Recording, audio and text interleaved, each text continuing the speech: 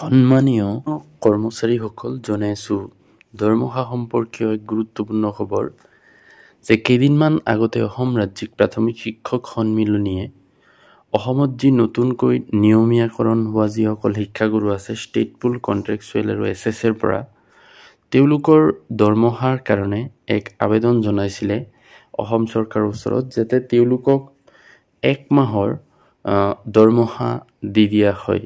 যেহেতু অক্টোবৰ মাহত যিসকল ষ্টেট পুল বা কন্ট্ৰেকচুৱেল কৰ্মচাৰী আছিলে তেওঁলোকে যেহেতু বিভিন্ন ধৰণৰ অসুবিধাৰ কাৰণে জইন কৰোঁতে দেৰি হৈছে, গতিকে তেওঁলোকৰ এই অক্টোবৰ মাহৰ যি দৰমহা এইটো যদি সম্পূৰ্ণ নাপায় তেওঁলোকৰ বহুত অসুবিধাৰ সন্মুখীন হ'ব। তো অসম চৰকাৰৰ ফালৰ পৰা এক বিশেষ নটিচ যোগে এটা বাৰ্তা দিছে যে তেওঁলোকৰ কেনেকৈ দিয়া হ'ব দৰমহা। তো আপোনালোকে শেষলৈকে ভিডিঅ'টো চাব পাৰিছে government of Assam, department of school education, Dispur, Guwahati. আৰু এইটো ওলাইছে 1 অক্টোবৰ তাৰিখে। Shrimati Aparna Deka Barman, deputy secretary to the government of Assam, আৰু পঠাইছে the mission director Samagra Shiksha Assam আৰু the director of elementary education Assam তেখেতসকললৈ। ছাবজেক্টটো চাব পাৰে regarding payment of salary of the teachers appointed through special recruitment drive, অৰ্থাৎ স্পেচিয়েল ৰিক্ৰুইটমেণ্ট ড্ৰাইভৰ জৰিয়তে যি সকল শিক্ষাগুৰুৱে নিয়মীয়াকৰণ হিচাপে অৰ্থাৎ নিয়মীয়া হিচাপে এপইণ্টমেণ্ট পাইছিলে তেওঁলোকৰ দৰমহা সংক্ৰান্তীয় কি লিখিছে চাওক। Sir, madam, with reference to the subject cited above, I am directed to inform that the contractual and state pool teachers working under Samagro Shiksha Assam has already been regularized through special recruitment drive. As the teachers were not under the control of Director of Elementary Education Assam during the period of contractual engagement, therefore technically Director Elementary Education Assam shall not be able to pay their salary during the period of contractual engagement.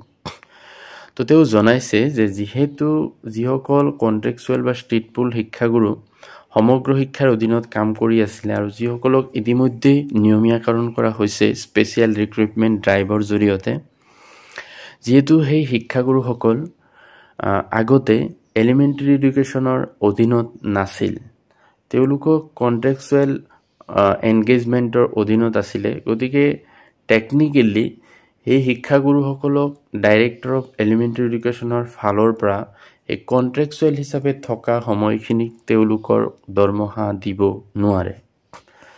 In view of the above, mission director Samagra Shiksha Assam is directed to pay the salary of the teachers for the period of their contractual engagement, and Director Elementary Education Assam is also directed to pay the salary of the newly regularized teachers from the date of their joining as regular teacher. অৰ্থাৎ সেই শিক্ষাগুৰুসকল যেতিয়া সমগ্ৰ শিক্ষাৰ অধীনত তেওঁলোকে contractual হিচাপে কাম কৰি আছিলে তেতিয়াৰ দৰমহাটো যাতে সমগ্ৰ শিক্ষাৰ ফালৰ পৰা কন্ট্ৰেকচুৱেল হিচাপে তেওঁলোকক দি দিয়া হয়, আৰু যেতিয়াৰ পৰা ৰেগুলাৰ হিচাপে ডাইৰেক্টৰ অফ এলিমেণ্টাৰী এডুকেশ্যনৰ অধীনত তেওঁলোকে জইন কৰিছে যিদিনাৰ পৰা, সেই দিনাৰ পৰা যাতে তেওঁলোকক দৰমহা ডাইৰেক্টৰ অফ এলিমেণ্টাৰী এডুকেশ্যনৰ ফালৰ পৰা দি দিয়া হয়।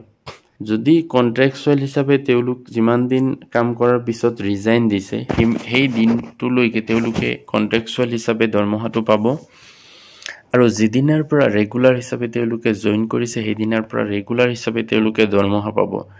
মাজত যদি তেওঁলোকৰ কিছুমান দিন গেপ হৈছে কেইদিনমান, তেতিয়াহ'লে সেইখিনিৰ দৰমহা হয়তো শিক্ষাগুৰুসকলে নাপায়, আৰু যদি আগদিনা ৰিজাইন দিছে পিছদিনা এইটোত জইন কৰিছে তেতিয়া তেওঁলোকৰ অসুবিধা নাই।